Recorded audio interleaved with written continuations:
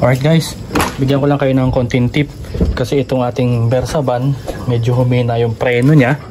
At pag check ko ng brake fluid, pagka humina ang preno ninyo, check nyo agad yung brake fluid. So nakabili ako ng brake fluid nang wala sa oras kasi nung check ko siya, yan dito, flashlight. Ayan, sinilip ko yung brake niya fluid, kakaunti na yung laman. Yan, nagdagan ko na yan. Ngayon sinilip ko, binuksan ko yung likod para aware lang din kayo, lalo na yung mga baguhan sa gantong klase ng sasakyan. Actually kahit anong sasakyan siya, kahit anong sasakyan niya, pagka humina yung preno ninyo, check nyo agad baka kulang na yung brake fluid kasi may leak.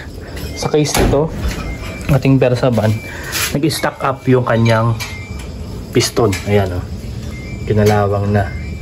So tinanggal ko na siya at ang aking plano, ipapalitan ko na siya ng buong wheel cylinder. Ayan, so kaliwat kanan na yung ating papalitan. So ngayon, tinatanggal ko siya at pagbaklas ko nga sa kanya, basang-basa yung brake shoe. At the same time, kapag nabasa yung brake shoe, nalunod sa brake fluid, ayan o, pansinin ninyo. Sa case kasi nito, nabili natin itong ating Versa van second hand, at nung chinek ko siya nung nakaraan pa, wala naman siyang leak. Pero nung naramdaman kong medyo humina na yung preno, ayan, so siguro na-stack na matagal to sa dating may-ari, tapos syempre ginamit ko na ng ginamit, bumigay. Ayan, so ito yung nag-stack kasi dito. Ayan, no? Kaya makikita ninyo medyo sinilsil ko pa. Hindi naman sinilsil, punsol pala. Ayan, pinukpo ko dito para lumabas kasi nakasalpak siya dito. Ayan, nakaganyan siya. Ang hirap tanggalin, hindi mo maiikot ng kamay. So kailangan palabasin mo, pukpukin mo dito kasi nag-stack up na nga siya. So ang nagbe-brake lang itong harap, itong side na to. Kaya sabi ko parang humina yung preno. Tapos yan nga, pag check ko ng brake fluid level is ubos yung kanyang brake fluid. So ngayon, papalitan natin ng brake shoe. Yung brake shoe nakakabili niya na isang set na kaliwat kanan. Pwede rin naman magpabanding, pero ako naman kasi pwede naman, pero may nabibili naman kasing replacement, kaya papalitan natin ng replacement yan. Then okay na to, wala na to, tapon yan kasi papalitan na natin ng bagong wheel cylinder, left hand and right hand. Kaliwat kanan na yung ating ipapalit. Tapos lilinisin na natin to. Alright guys, so ito po, at napalitan na natin ng ating bagong brake shoe. Ayan, bago na siya. Ayan, at saka yung wheel cylinder nya. Ito yung brake shoe, ito yung wheel cylinder. So bago na po yan. Ito yung pinag-pyesa nating binili. Ayan, ito yung replacement. Ayan, wheel cylinder. Ayan. Then yung ating biniling brake shoe, ito naman para sa kabilang side is Bendix. Ayan, replacement lang din, hindi natin kayang bumiling genuine. Ayan. Alright, so okay na to. Siguro mag-a-adjust na lang ako. Tapos kabila naman, then test drive. Pinaka-importante yun, test drive. So yun, kagaya ng sinabi ko sa inyo mga kapatid, kapag medyo ramdam nyo yung spongy brake or parang lumulusot yung brake ninyo, humina yung brake ninyo, agad-agad check nyo yung level ng brake fluid. Baka may leak o baka manipis na yung brake shoe or brake pads ninyo, kaya medyo nabawasan ng ang level ng inyong brake fluid. Yun, so agad-agad check agad yung brake fluid level. Doon tayo sa basic. So yun guys, ganyan ang itsura kapag may tagas ng brake fluid. Ayan o, pati yung brake drum nyo basang-basa. Ayan.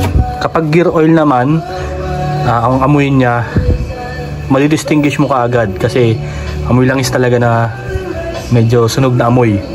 So iba kasi ang amoy ng brake fluid kaysa sa brake fluid kaysa sa ating anong tawag dito, gear oil. Kaya ayan, yan yung itsura niya ngayon. Ito po yung right side rear kasi yung kabilang side tapos na tayo doon. Okay, papalitan na natin to. So guys, finally natapos na rin natin yung ating pagkakabit ng brake shoe, pagpapalit ng wheel cylinder left and right, napalitan na natin. So ang final is to test drive. Nakapag-bleed na rin ako ng brakes, so may hangin kasi syempre nagpalit tayo ng wheel cylinder eh. So ngayon, test drive. Huwag niyong kakalimutan, after ng ginawa niyo sa isang sasakyan, kung ano man ang ginawa niyo, mag-test drive kayo. Kahit body panel pang ginawa niyo, mag-test drive kayo, baka may kalampag. Okay?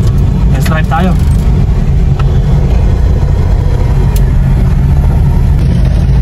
So yun guys, highway tayo ng Tila. Pan test drive, ang ganda. May pre-play pa rin naman siya.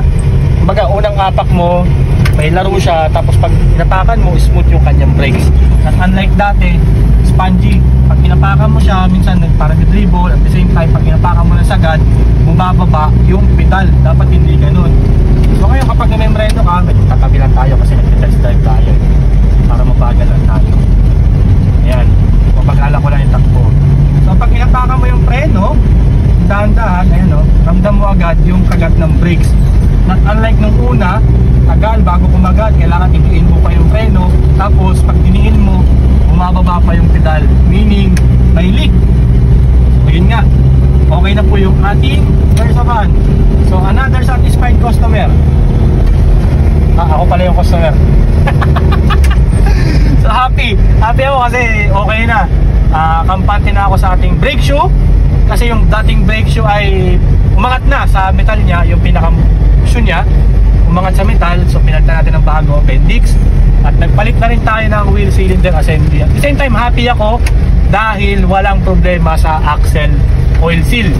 May oil seal kasi yun, kung may tagas yun, medyo wala ang trabaho. So luckily, wala siyang tagas, yung gear oil. So ayan, sana po natuto kayo, and don't forget po to subscribe at my YouTube channel mga kapatid, and follow my Facebook page.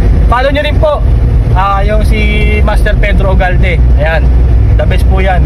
Tsaka salamat po sa aking pinakang master, si Erpat. Yan po pinakang master ko, si Mr. Rosebel Abustan. Yan po ang master ko. Master ko din yan, si Pedro Ogalde, saka si Sir Dario Orca. Ayan, mga best yan. Ayan, ganun din po kay Sir Hector Agustin. Ayan, ayos. Sige, salamat. God bless.